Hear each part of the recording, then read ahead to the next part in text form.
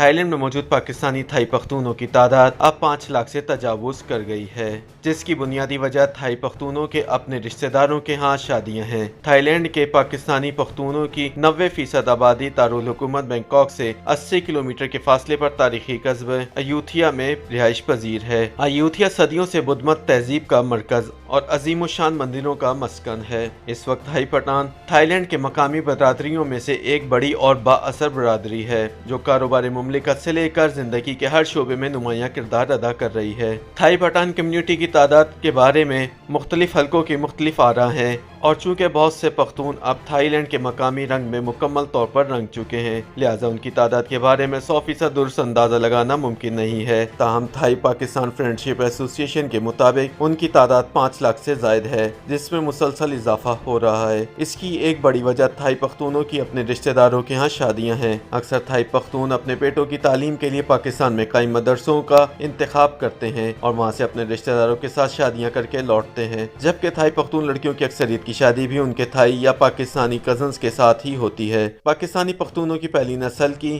Thai land آمد کے بارے میں مختلف روایات ہیں، تاہم ایک مشترکہ روایت یہ ہے کہ ان کے تھائی لینڈ پہنچنے میں برطانوی راج کے حالات کار فرما تھے۔ بہت سے لوگ یا تو برطانوی فوج کے سپاہی ہونے کے ناطے پہلی جنگ عظیم کے موقع پر اس وقت کے ملک سیام گئے اور واپس نہیں لوٹے، اور بہت سے دوسرے پٹھان روزگار یا کاروبار کی خاطر برطانوی ہندوستان کے مشرقی شہروں سے ہوتے ہوئے برما کے ذریعے تھائی لینڈ پہنچ گئے۔ تھائی پٹھان ایسوسی ایشن کے صدر عمر خان ایوب خیلی کا خیال ہے کہ کیونکہ اس وقت یہ پورا علاقہ انگریزوں کے زیر تسلط تھا، لہٰذا سیام میں آباد ہونا کوئی تعجب کی بات نہیں تھی۔ تاہم پختون جب ایک مرتبہ سیام پہنچے تو انہوں نے اس خطے کو اپنے لیے بہت بابرکت پایا۔ اس زمانے میں سیام، جس کا نام بعد میں تھائی لینڈ رکھ دیا گیا، میں گوشت کی فراوانی نہیں تھی اور مقامی باشندے جانوروں کو ذبح کرنا ایک مشکل اور پیچیدہ عمل تصور کرتے تھے۔ جب وہاں پہنچنے والے اولین پختونوں کو اس بات کا علم ہوا تو انہوں نے نہ صرف یہ کہ اپنے مذبح خانے کھول لیے، بلکہ جانوروں کے بہت بڑے بڑے فارم ہاؤسز بھی کھولے اور ان کے لیے چارے کا بندوبست کرنے کے لیے زمینیں خریدیں، جہاں زراعت کو بھی فروغ دیا۔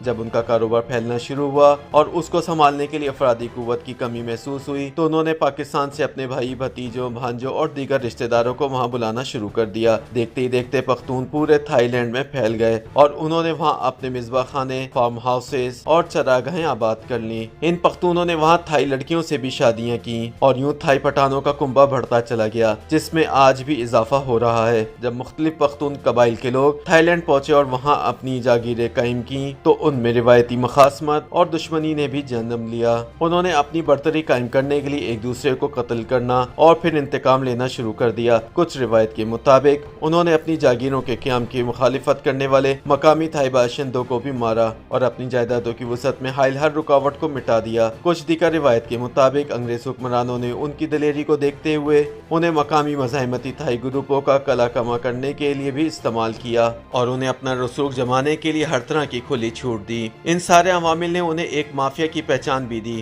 جس کے بعد انہیں قدم جمانے میں مزید آسانی ہو گئی۔ پھر ایک وقت آیا کہ سب پختونوں کے بڑے خان بھائی خان کی رسائی براہ راست تھائی لینڈ کے سربراہ مملکت تک ہو گئی اور وہ جب چاہتے حکومت کے کسی بھی رکن سے ملنے چلے جاتے۔ کہا جاتا ہے کہ جب بھائی خان کا قافلہ بینکاک کی سڑکوں سے گزرتا تو لوگ کھڑے ہو کر ان کی گاڑیاں دیکھتے اور ان کی دہشت کا مشاہدہ کرتے۔ بھائی خان آج بھی تھائی لینڈ کا ایک طلسماتی کردار ہے، کچھ لوگوں کے قریب ایک اسمگلر، لیکن تھائی پٹھان انہیں اپنا باپ اور محسن مانتے ہیں۔ بھائی خان ان اولین پختونوں میں سے ایک تھے جو 20ویں صدی کے اوائل میں تھائی لینڈ پہنچے اور دیکھتے ہی دیکھتے ہر طرف چھا گئے۔ انہوں نے تھائی لینڈ کے علاقے سیرابوری میں اپنی باقاعدہ سلطنت قائم کی۔ ان کے ایک فون یا پیغام پر تھائی مشینری ہل جاتی۔ آج بھی تمام تھائی پٹھان بھائی خان کا نام انتہائی احترام سے لیتے ہیں، کیونکہ انہوں نے پٹھانوں کی بے بنا مدد کی۔ انہوں نے پاکستان سے لوگوں کو بلایا اور وہاں کاروبار کرنے میں مدد کی۔ تھائی پٹھانوں کا کہنا ہے کہ وہ ہر نئے آنے والے پختون کو کاروبار یا روزگار قائم کر کے دیتے اور کئی لوگوں کو ذاتی جیب سے پیسے دے کر کہتے کہ کاروبار کرو، اگر پیسے کما لی اور دل کیا تو واپس کر دینا، نہیں تو بھول جانا۔ بینکاک میں گزشتہ کئی دہائیوں سے مقیم لالا ممتاز خان کے مطابق بھائی خان نے 100 سال کے قریب عمر پائی اور طبعی موت مرے، لیکن ان کے بیٹے دشمنوں کے ہاتھوں مارے گئے۔ ان کی سلطنت کا نظام اب ان کے بھتیجوں اور داماد کے ہاتھوں میں ہے۔ تاہم خاندان میں جائیداد کی تنازع کی خبریں بھی آتی رہتی ہیں۔